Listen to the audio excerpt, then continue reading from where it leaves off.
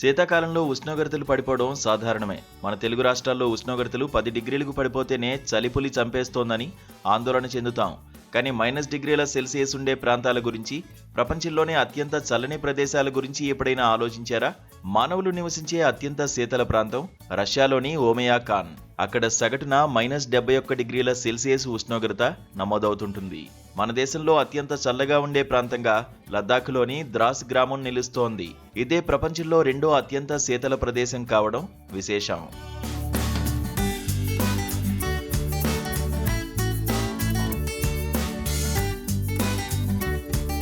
లద్దాఖ్లోని కార్గిల్ జిల్లాలో పర్వతాల మధ్య మంచు దుప్పటి కప్పుకున్నట్లు ఉంటుంది ఈ చిన్న గ్రామం. శ్రీనగర్, కార్గిల్ మధ్య ప్రయాణించే వారికి మార్గమధ్యంలో ఈ ఊరు తారసపడుతుంది. సాధారణ పర్యాటకులు శీతాకాలంలో ఈ గ్రామానికి వెళ్లడానికి వెనకడుగు వేస్తారు. ఎందుకంటే ఇక్కడ సగటున -40 డిగ్రీల ఉష్ణోగ్రత నమోదవుతుంది. గడ్డకట్టే చలి వణికించేస్తుంది.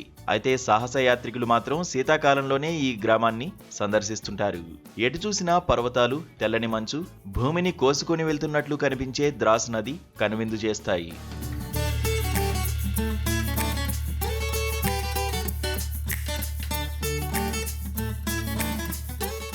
ఈ గ్రామం ప్రకృతి సృష్టించిన అద్భుతం అంటే అతిశయోక్తి కాదు. శీతాకాలంలో గ్రామం గడ్డకట్టుకుపోయినట్లుగా అనిపిస్తుంది.